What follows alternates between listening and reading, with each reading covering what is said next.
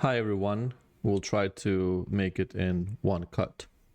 So Ali asked me a question. How do you prioritize choosing between a data lake, a data warehouse, and a database for a project? So we'll try to answer this question in, like a simplest possible way as I can. Now, for more in-depth answer, I think you should just search for that information somewhere in YouTube. I remember seeing a video which answers exactly this question, so you might find it useful. But I will answer this my style. I don't know if I like it, but yeah, let's go. So let's start with the database. So in the beginning, we had a database. And this database was responsible for storing data, and then you eventually would be able to run queries, like pull the, like information. That was like long time ago. Now, eventually what the people said, like, look, we actually noticing that there is something. So first of all, we actually noticing two different workload styles. So one workload style is called online transactional processing. And these databases are, for example, MySQL, like MS SQL, Postgres, and most likely many others, right? But this is sort of like the thing. This is a OLTP. Now, what does the OLTP means? And OLTP means as I said, like online transaction processing. But what does it mean really, right? So you can go and read the explanation what it means. I will try to explain a little bit differently how I see these things. So these types of databases works with a fast amount of records being written and read at the same time. However, they are working on, very often, they are working on a single row level. So what it means, a good example would be users, where like every user writes his username, password, and then what it should happen is that, like you run the query against the database, find the user, check if his password is correct, and then you return me this user or you don't, right? So you basically go in the database, you scan the records, but you're looking for the single line, and when you're finding it, you're returning it or you don't. Or whenever user is registering, like you're just writing this table. Another additional thing is, for example, you could think of like orders, like in the e-commerce, where you would write a bunch of new orders or products or things like that. Or, like you would perform a search, but you're sort of like working with like a subset of the rows or a single row. And this is your sort of like in many ways, like records. Also, you have an option to actually lock the single row, like not allow it to update it, like perform transactions and things like that.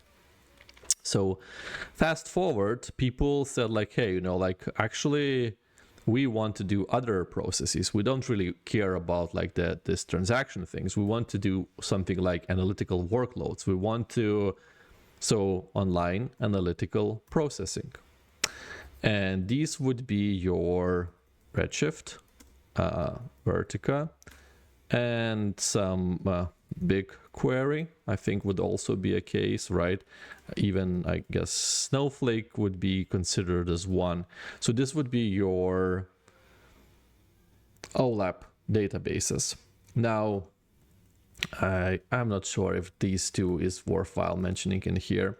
So anyway, these OLAP databases, they do something else. Their job is to calculate how many orders have been done over the day or over the span of all year or multiple years, or how many users did you had over the span of like multiple years and stuff like that.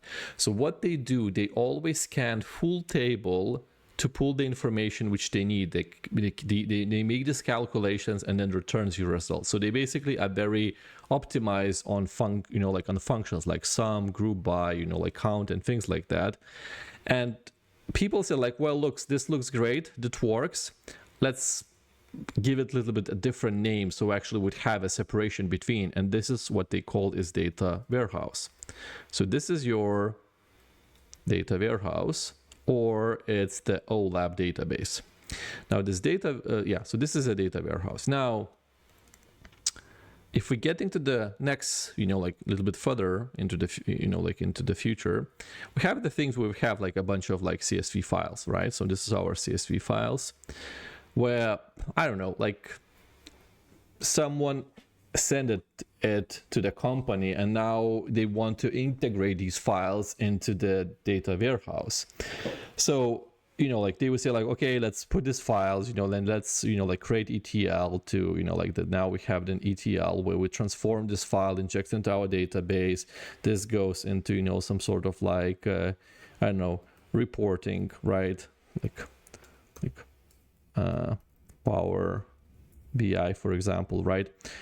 And they then later said like, oh, by the way, look, I have these other files over here, right? And then like you need to import them as well.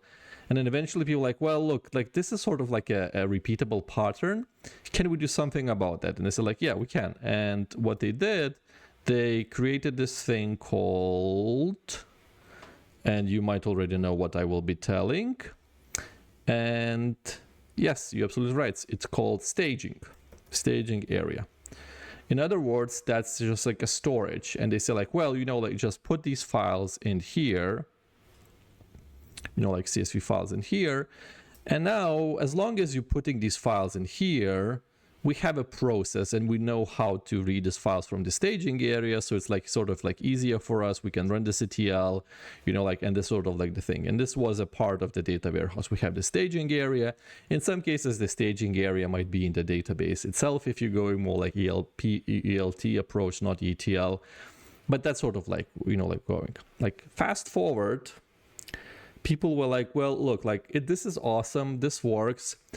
But our database or our, like data warehouse is actually very busy with all the ad hoc queries and kind of like crunching these CSV files and sort of like transforming them into format for ingesting. Like, can we do something like let's put another data warehouse, but sort of like make it, like a big one, which I put those, let's make it big one. And the idea of that is that we actually could host this staging area inside it. And now this data warehouse, like it would have its own, like query engine. And plus it would have this, like storage or, like the staging area. And then they said like, well, like if they're coming into S3 and stuff like that, they said like, well, we need to give it a different name. So this became AKA Data Lake, right? Now these 3 different databases, it's a natural progression of people solving different problems as they deal with them, right? So we have a database. The database wasn't able to do the analytical, so they introduces the OLAP. Then eventually OLAP wasn't able to to deal correctly with the staging data, so they introduced the data lake. Now your question was, how do you choose between for a project? And the answer to this is depends on the project. If your project is to build an e-commerce website, what you do, you use database. If your project is to build a backend for your Power BI, then you need to look into the data warehouse. If your project is to deal with the staging area and sort of like figure out the query engines, then you need to look into the data lakes, right? Now, world is becoming as always smaller, and the sort of like the the lines between the databases is again like changing, and like we have like in memory databases, so there is like a bunch spectrum of everything. Now you will hear the term like data lakehouse.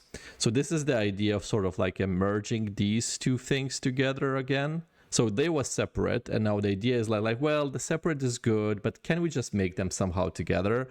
So people coming up with the ideas, but I think the main thing is this one. If you're building the user-facing application, it's a database. If you're building the application which is facing the reporting, this is the data warehouse. And then if you want to go fancy, you go data lake.